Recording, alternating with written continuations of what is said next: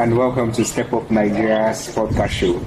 My name is Joshua Odi. Thank you for joining us on this very edition where we'll be talking more about anti-corruption. I have with me in the studio Joseph Akujobi. And yes, we'll be talking about, as we always do, talking about anti-corruption issues. And today, we'll be looking at a very, very important issue and one which concerns each and every one of us. But some people feel like it's pertaining to only children alone. I'm sure with this, we'll be talking about the concept of bullying. And of course, when we talk about bullying, a lot of people would love to believe that it's something that only affects or only has to do with kids around us. However, recent studies have shown that bullying cuts across all walks of life. So Joseph will be talking about this and also giving us opinions and also giving us ways to, or rather solutions around this topic. So Joseph, I'm sure you're ready to go. Yeah, I am. Thank you, Joshua. Bullying is a very, very important topic to cover because, like I was telling you before the show started, bullying has gone beyond the schoolyard. Yes. You know, this is now a situation where we have school children who are trying to exert their dominance on other children. But I think bullying is not just a children. It's not just a vice that exists amongst children. It's not a vice that has extended beyond the bounds of the schoolyard or the classroom. You know, we have bullying in the workplace, we have bullying, even amongst nations, we have bullying. Of course. So basically, at this point, what I'll basically focus on is how all of these bullying activities, all of these bullying experiences, all of these bullying practices basically can result to corrupt behaviors. And in no small way, you know, when a child has been bullied growing up, or when a child is bullied growing up, he has a sense of shame. And the only way he can overcome that shame as he grows into adolescence is to exert his dominance on other children. To be a bully himself. To be a bully himself. So for somebody who has been on both sides of the spectrum, I think, you know, I would love to share my experience with you. Okay, so can you kindly tell us what bullying is? I mean, that concept, bullying, that for some people, they would think, okay, bullying is just when I force someone to do something. But can you tell us about bullying and then what it means and what makes some other children want to bully others too? Why such behavior? Okay. Experts on this subject to tell you bullying is in two ways. There are intentional bullying and unintentional bullying. Intentional bullying, you know, is a planned, thought out process. You have decided to carry out this activity, or you have decided to do this thing that makes the other person feel ashamed or makes the other undermine the other person.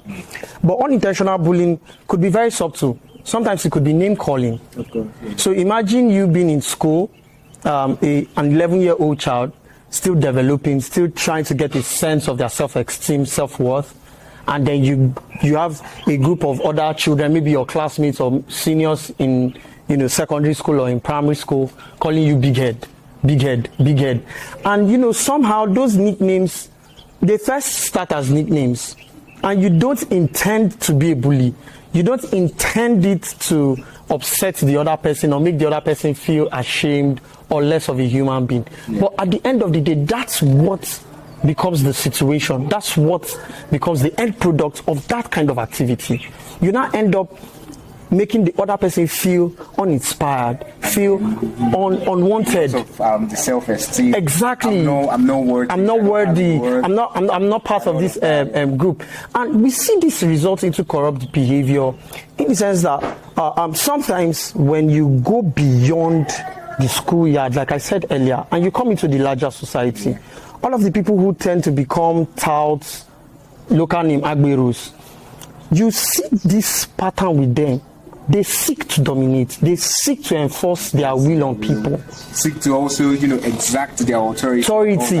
Exactly. I mean, for some cases, some people who have not even been properly elected into or voted into a place of authority. Say, for example, as we like to call it, in our local parlance, the community head or community lead and all of those. Some people just rise up and say, okay, you know what, I'm the community lead, or I'm the head of the neighborhood watch, so I have to do whatever it is. Or some of them, in fact, are not part of these neighborhood watches, but they feel like they delegate authority to themselves. Yes, and they feel also like these neighborhood watches have no right over them, despite the fact that they were rightfully elected or voted into that position. Not just that, not just rightfully elected. Sometimes you see them impose themselves into positions like that. You know, like being community leaders may not necessarily, you know, you may not necessarily be voted for or voted into a particular office. Take, for example, you're the head of the vigilante group. There's no election for that. People just, you know, okay, you do it. Or sometimes some people just stand, and because you're the most stubborn or you're the most intimidating, you are the most intimidating figure, they say, okay, you know what, just be the head of the vigilante group. Or because you have like maybe some security connections, they say, okay, be the head of the vigilante group. But we see these things where they've given you this position, you're now in this position of authority, and instead of delivering, you know, public goods, delivering service, you now use those positions to self-enrich yourself. Just hold that thought. We'll still come back to linking the bullying and also the corrupt practices. But just have a very, very, very personal question. Have you ever been bullied? Of course. Like I said earlier, you know, as somebody who has been on both sides of the spectrum, I have been bullied, and I've also done some bullying myself. So how did you overcome the whole intimidation that came with the bullying? How were you able to overcome all those name calling or whatsoever form of bullying you experienced? Okay, I'll just give you a background story to my own experience. You know, in primary school, I was very skinny in primary school. I'm still very skinny. So I was super skinny in primary school. But I was super skinny in secondary school, in primary school. And, you know, it earned me several nicknames. I don't want to share it so that people don't start calling me those names. But then those names, they started as a joke, but then they became very hurtful, right? And, you know, when I go back home and I report these things to my parents, my mom would always say, ignore them, ignore them. My dad would be like, so your mates are calling you names and you're crying. Call them back, can't you? Typical Nigerian dad. So, you know, obviously I was always leaning towards my father's point of view. And, you know, it got to a point where I had to start standing up for myself. I had to start, you know, defending myself. And that started when I entered secondary school. So instead of laying low, being the nice guy, I now took up the position of, let me bully first, let me put out the name there, let me take that action first, so that I don't get to be called that name. So once I have called you, you get a bully. That was how I became a bully. So once I have called you, Joshua, you're a big head. Everybody says, oh yes, Joshua is the big head. And then it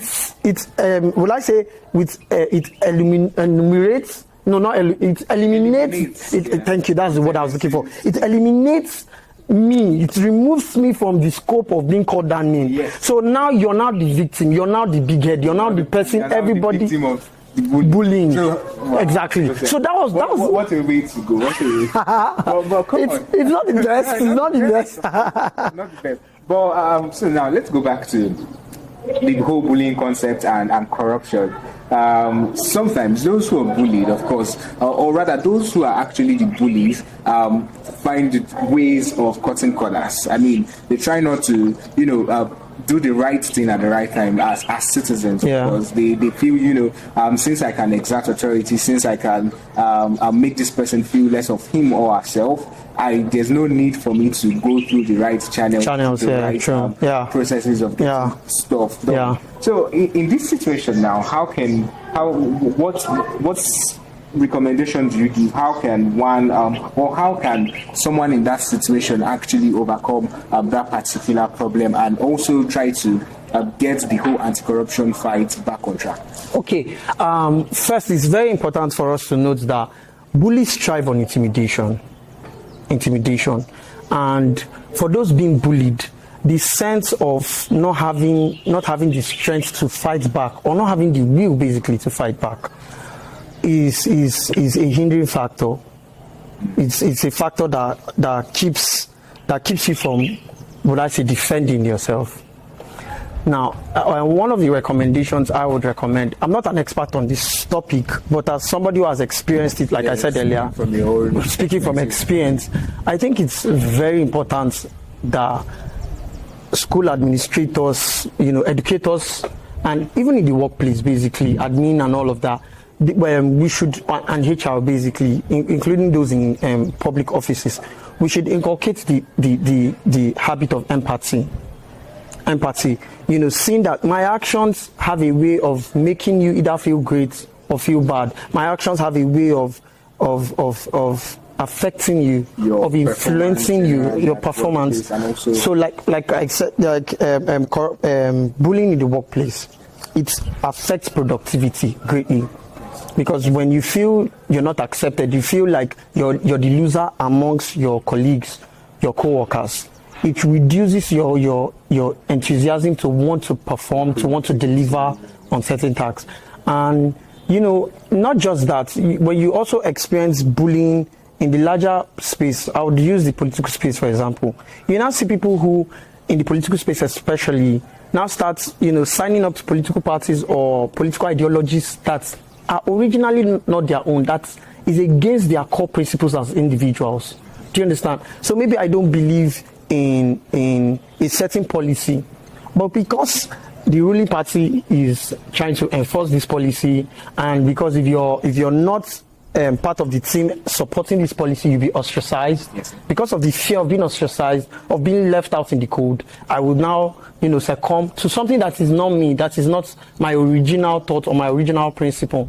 So I think more as this conversation keeps going on, and as we celebrate the anti-bullying day, I think it's also very important we look at encouraging and inculcating the habit of empathy, not just in schools but in the workplace, in our society too. Yeah. I mean, it's one thing to say you have a job, and it's another thing to consider the place where you are working as a family or as a whole. Because despite the fact that you're working with people who you are not so familiar with or you're new to, it doesn't mean that person should look down on you. True. I mean, yeah, true. Just as you said, it's definitely going to affect that person's productivity, yeah. and also reduce the person's value. General output, General output. Yeah. And so, but with the conversation so far, we've been able to get the experiences, Joseph's experience, bullying from primary school, secondary school, and so on, growing up. So, but this conversation is one that we hope to continue. I mean, we'll be looking out to, engage with people who have been victims of bullying, and also get experts too. I mean, when you talk about someone who has been bullied, what should that person actually do in order to overcome that situation or that particular, let's say, dark room or dark phase where that person is? I mean, because a lot of people do not speak up. Especially I don't want to say just children, but a lot of people do not speak up. It's so I'm familiar with the male gender. People say men hardly open up. Yeah. So as a young man, when you're being bullied, do you actually open up or not? I think silence is a coping mechanism for a lot of people. And like you said, this conversation will continue. And, I think we'd also have to bring in experts to really elaborate on this topic. But since a lot of people see silence as a coping mechanism, I would say speak up, speak out, Yes. Step up and stand up for yourself. That's it. This podcast has been brought to you by Step Up Nigeria, your number one anti-corruption podcast show, and then champions of anti-corruption, hoping to also get better service delivery. My name is Joshua Odidi. Thank you so much for joining us. Thank you, Joseph, for coming. Thank you for having me. Yes, and you can always follow us on social media, Facebook, X, formerly Twitter, and Instagram at Step Up Nigeria. Have a good one. Thank you.